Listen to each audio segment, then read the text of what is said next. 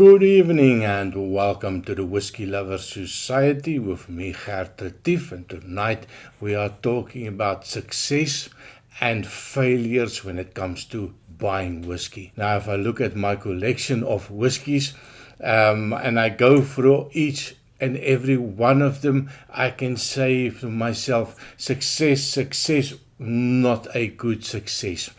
And most of the time, that unsuccessful bottle or the bottle that I did not really like was an impulse buy. Maybe most of the time, well, it's at a duty-free shop.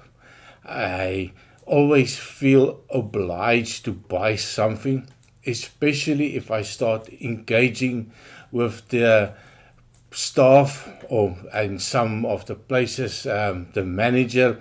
They are always curious, why am I making a video? A lot of the duty-free stores don't like the idea.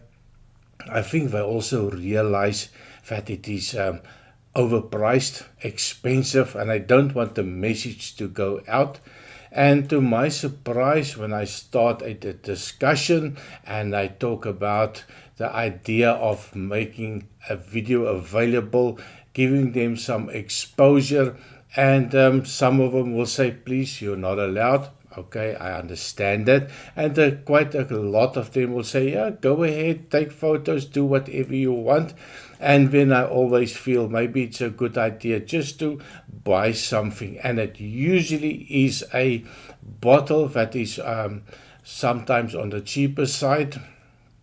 Sometimes I will pick something that I've never heard of, never tried. So that ends up, most of the time, it ends up as a mistake or a bottle that I did not enjoy. Case in point, this one, no, it's not the Aaron. This is the Auchentoshan Springwood.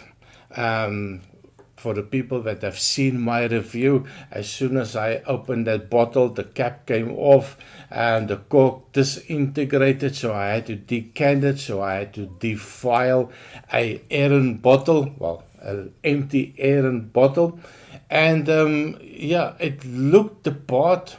I don't know if you can see, but there is a lot of sediment in this bottle, and it was a stinker. Now, the nose on it, well, I'm giving it a fair chance. Now, a lot of the time, if you keep a bottle long enough, I hope for that miracle to occur, and it will turn this little ugly duckling into a little bit of a swan.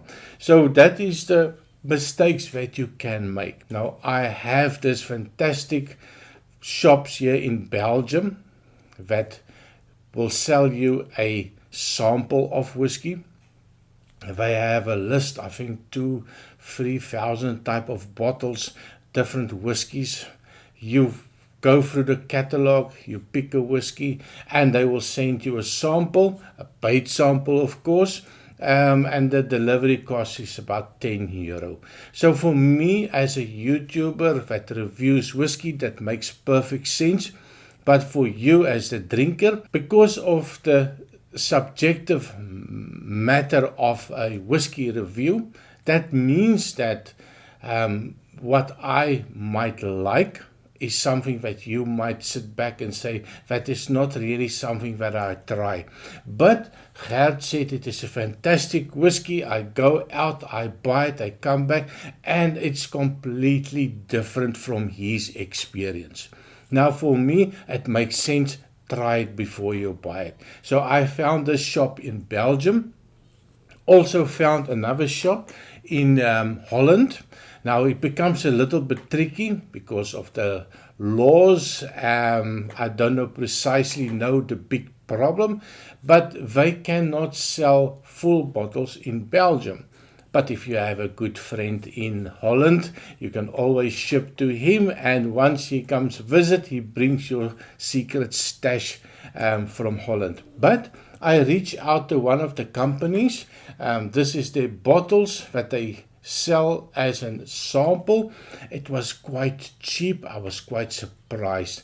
And it is a decent 6 centiliter or 60 milliliter sample. That also means that I can try all of the whiskies that I'm interested in, spend maybe 5, 6, 7, 8 euros, and I find something that I like, and voila, press the button and I can buy a full bottle knowing that I'm going to like that specific bottle. Now, I've made many mistakes in my life by also watching the YouTube channels and all the reviews. One of the mistakes that I made, not going to mention the YouTuber, but he has a huge following, and this is the Artbeck 5-year-old. Now, also you have to know that if you do get that stinker, if you do get that whiskey that you're not really falling in love with, give it time. Now this one, when I opened it up, eventually opened it up, because when this bottle came out, the consensus was it's going to be a limited edition. It's not going to be something that's available for a long time. I fell hook, line, and sinker. I immediately, just after watching that review, I immediately opened up, bought it, and I thought this is going to be something that's going to grow in value. I am the investor now. No such thing. It's available everywhere. There's loads of it. It's a constant stream of these coming on, and I was a little bit surprised. I was a little bit fed up. So I opened up the bottle, and it was really a stinker. I did not like it. It took some time with the bottle. And after, I think this is about 2.5 years ago, and it mellows out, and it's something that I start enjoying. My whiskey journey in the peated whiskies, it's really evolving, and I'm starting to like them. So sometimes that little bit of a stinker, that 0 to euro scenario, or maybe only a 0 to drinkable scenario, can change. We just need to give it some time in the bottle. Sometimes, for me, I'm an impatient man. I want to buy something, I want to open it, I want to drink it, and I want to like it immediately. Hence the sample. Buy the sample, and I'm never going to be disappointed. As to my biggest disappointed so far, and I've talked about it so many times, the Millstone Pedro Ximénez Cask peated. That's a Dutch whiskey. This one was one of those impulsive buys. I saw it online as a special in Holland. I did like the bottle. I like the little stumpy bottles. So like a crow to shiny things. I bought it, and I thought to myself, let's give it a try. No samples, and it was a mistake. Now I had not so long ago another video where I also took the Mickey out of this one, and I poured it. I did a quick little taste on it, and I thought to myself, how is it possible? Where did they get all this old car tire air that they push into this bottle? That stinkiness. And I put the glass down and finished the review, and I did the editing, and the glass was standing there, I think 2-3 hours. And eventually I walked past it, and I thought, okay, going down the sink, I took a sniff, and I thought to myself, well, that's not so bad. That stinky air eventually left the glass, left the building, and it was quite pleasant on the nose. And of course the taste, never really had a big problem with the taste. It's really Pedro Ximénez shining through. That sweetness is shining through. It was that nose that always puts me off. So yeah, sometimes you need to be a little bit patient, and you need to give it a little bit time in the glass. But if I had a sample of this one, and I tried that sample, there's no way that I would have gone back and buy a full bottle of this. Also for the people that's asking when to buy, what to buy, especially if you're becoming a collector. And I have made loads and loads of mistakes when I started my collection. First of all, that I was chasing the sherry monsters. I was only interested in sherry monsters. I want something super sweet. I don't want oaky notes, no bitter notes, just sherry, sherry, sherry. And somebody also mentioned, well, I just go buy a bottle of sherry. Well, that is a good argument. But I was starting to become a little bit of a collector, a little bit of a reviewer, a little bit of a drinker. And then I decided, okay, so what do I need to do? And I started searching for that bargain. And I go to a duty-free store, I will look for the bargain. If I go to the small shops in the middle of nowhere, I go look for the dusty bottle at the back. One of them that I did find, the Glendronach 18-year-old, which is still the old version, Allardyce, non-chill filtered, natural color. And I was super excited to find this bottle. And the price, you might think it's a lot of money, but for me, when I bought it about 2.5 years ago, well, just look at that color. And it was 68 euros for a bottle. And at that stage, there was just under 100 for the 21-year-old. And I thought to myself, that is too much money for me. Now, I'm not a collector to resell. But if I pulled the trigger on a 21-year-old, the value would have gone up completely. 68 for this one. I was super impressed with the buy. But now I feel a little bit guilty.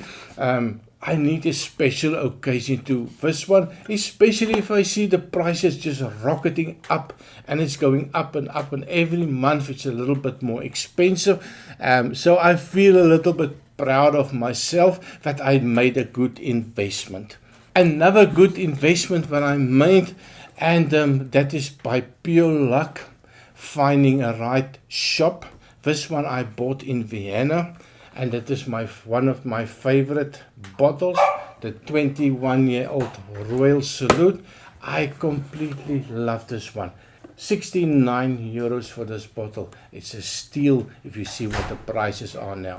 And of course the last one that I just want to mention, sometimes a whiskey that you might think is not going to be that perfect whiskey for you. Sometimes, especially for me, when it comes to repeated whiskey, it's quite a hit and miss. I do like a sweet peated whiskey. I do like the ones with a little bit of a sherry cask influence. And then sometimes you do an impulse buy. Not sure if it's going to be the one for you, but you saw it like the crow again for me. It's the nice box, nice dragons, nice logos, nice everything. Of course, it's not a sherry monster. Talisker 8-year-old single cask, bottled at 59.70% ABV. Now for me, I was a little bit weary. It was not a cheap bottle, but I thought to myself, give it a go. So many people cannot be wrong. So I did. As you can see, I'm doing quite well with this bottle, and it is fantastic. Totally out of my comfort zone, but I do like that one. So for me, the advice for all the people, find yourself a bar in your area that specializes in all the different type of whiskies. Go get a shot of that, much cheaper. If you like it, then go out and find yourself a bottle. Also, find a place that do samples. I'm sure in every region there should be somebody that's doing samples. If not, well, maybe start a whiskey club in your region. Get all of the people living in your area together. Start swapping samples. It's an easy way to try something before you buy it. So that is my little rant on whiskey and samples and how to figure out which one to buy. So please remember to like and subscribe, and I see you next time. Cheers.